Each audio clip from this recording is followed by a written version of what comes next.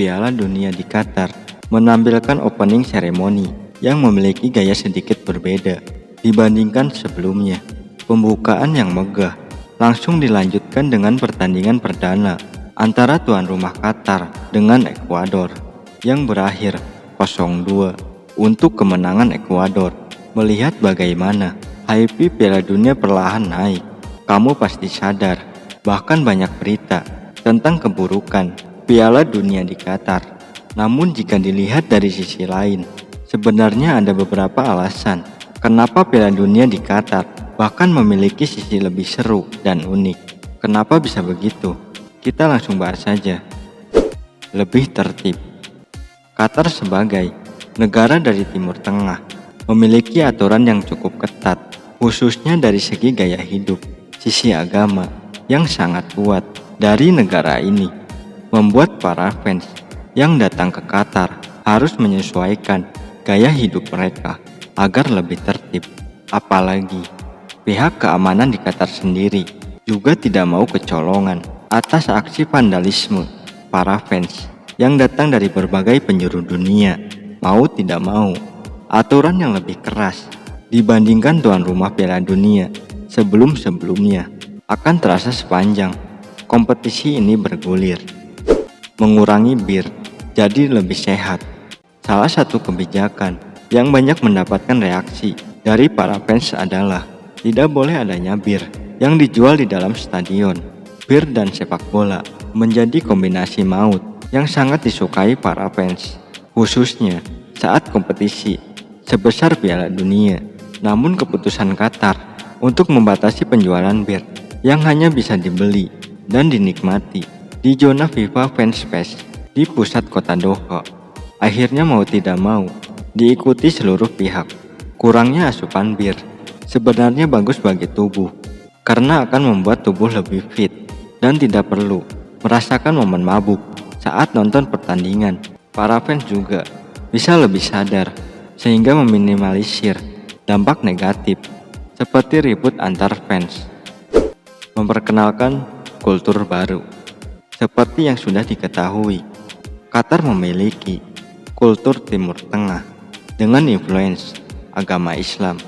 Akan terasa cukup asing bagi para fans, bahkan termasuk bagi kita yang menonton dari rumah masing-masing. Perkenalan terhadap kultur baru menjadi aspek positif dari berjalannya Piala Dunia di Qatar. Kita jadi bisa mengenal bagaimana momen 1 bulan penuh saat kultur yang berjalan di Qatar dikombinasikan dengan kultur sepak bola yang sudah lebih jauh dikenal. Setidaknya kita bisa mengenal bagaimana cara Qatar menjalankan event sebesar Piala Dunia, sehingga tidak kagok lagi kalau ada kompetisi sebesar Piala Dunia yang diselenggarakan di negara Timur Tengah pada waktu mendatang. Memaksimalkan teknologi baru. Teknologi baru juga dikenalkan di Piala Dunia 2022 untuk mendukung kelancaran pertandingan. Pertama, ada teknologi offset bernama semi-automatic offset yang bekerja dengan menanamkan chip di tengah bola, lalu didukung oleh 12 kamera optik yang dipasang mengitari stadion, serta sensor 500 Hz IMU sistem yang bekerja dengan mendeteksi sentuhan kaki pada bola. Teknologi ini membuat penilaian posisi pemain offset atau tidak menjadi lebih detail.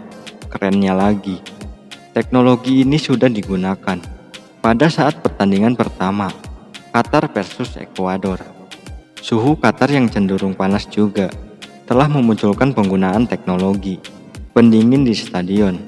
Teknologi yang langsung dikembangkan oleh Qatar ini menggunakan tenaga surya untuk mendukung kinerja perangkat di tribun dan sisi lapangan, sehingga udara di sekitarnya tetap terasa nyaman, yaitu sekitar 20 derajat Celcius.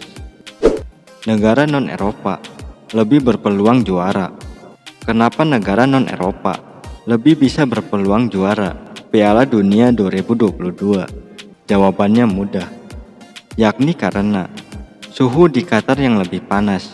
Kondisi panas membuat para pemain Eropa akan merasa lebih cepat capek dan tidak nyaman saat pertandingan berlangsung. Walaupun memang sudah ada teknologi pendingin, tapi belum tentu memberikan dampak besar bagi mereka. Sebaliknya, pemain-pemain negara non-Eropa sudah lebih terbiasa dengan suhu yang lebih panas.